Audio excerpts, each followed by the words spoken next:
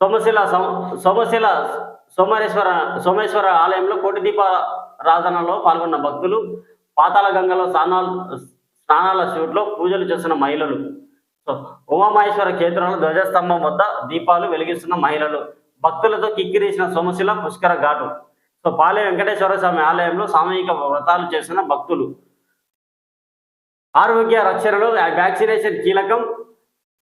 ప్రజల ఆరోగ్య సంరక్షించడంలో వ్యాక్సినేషన్ కీలక పాత్ర పోషిస్తానని, అందుకు తగ్గట్టుగా వైద్య సిబ్బంది కృషి చేయాలని జిల్లా వైద్య అధికారి డాక్టర్ రవికుమార్ నాయక్ సూచించారు. అదనపు కలెక్టర్ ప్రత్యేక పూజలు.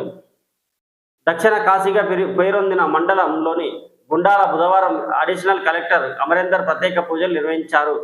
17న చలో ఢిల్లీ మహబూబ్నగర్.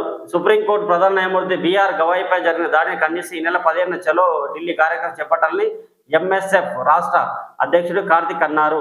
సో ప్రజలకు అందుబాటులో ఉండాలి మాట్లాడుతున్న ఎమ్మెల్యే రాజేష్ రెడ్డి, చిత్రంలో ఎమ్మెల్సీ దామోదర్ రెడ్డి. ఇంటర్ కళాశాలలో తనిఖీలు. అమరాబాద్ ప్రభుత్వ జూనియర్ కళాశాలలో విద్యార్థులతో మాట్లాడుతున్న డిఓ వెంకటరమణ. ప్రభుత్వ ప్రైవేట్లలో ఈ నెల 15 వరకు కొనసాగింపు. విద్యార్థుల హాజరు, సిలబస్ పూర్తిపై ప్రత్యేక దృష్టి. బోర్డుకి ఎప్పటికప్పుడు తనిఖీల నివేదిక. జిల్లాలో 87 జూనియర్ కాలేజీలు. సో జిల్లా కేంద్రం జలమయం. బిఎస్ఎన్ఎల్ కార్యాలయం వద్ద ప్రధాన రహదారిపై వర్షపు నీరు. సో ఈశ్వరి కాలనీలో రోడ్డుపై పారుతున్న వరద. నగర్ కర్నూలు. సో ప్రజల చెరువుకు చేరిన చేప ఎదిగైన అదును దాటిన తర్వాతే చేప పిల్లల పంపిణీ. చివరికి నిర్దేశిత టార్గెట్లోనూ సగం మేరం కుదింపు. ఉమ్మడి జిల్లా వ్యాప్తంగా ప్రతి ఏటా ఇదే తంతు. కాంట్రాక్టర్ల చేతిలోనే మత్స్యకారుల భవిష్యత్. అధికార యంత్రాంగం ప్రత్యేక దృష్టి సారిస్తేనే ఫలితం. సో మహబూబ్నగర్కి సంబంధించిన ప్రత్యేక.